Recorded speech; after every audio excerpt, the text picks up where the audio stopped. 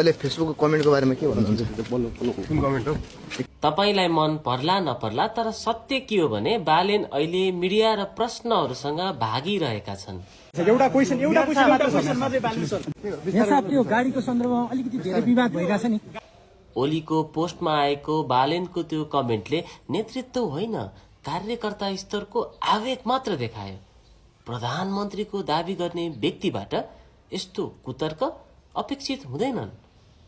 सत्ता नेतृत्वको आकांक्षा राख्ने मान्छे कुतर्कमा होइन तर्क संयम र स्तरमा उभिनुपर्छ। बालेन अहिले प्रधानमन्त्रीका लागि योग्य भइसकेका छैनन्।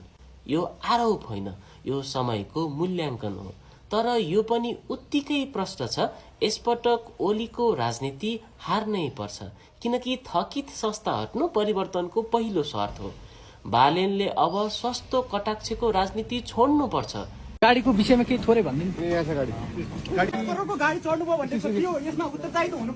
नेता बन्न जवाफदेही हुनुपर्छ, प्रश्नसँग भाग्ने होइन। एजेन्डा भन्नुपर्छ, भिजन देखाउनुपर्छ।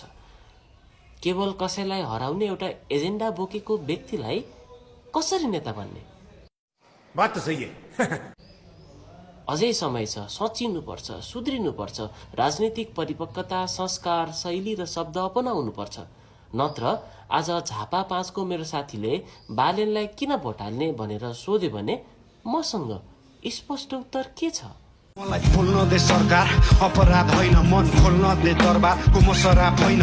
मन खराब छैन, सही बोल्न डराउँदैन, कानुनको लाग्छ कि आवाज उठाउँदैमा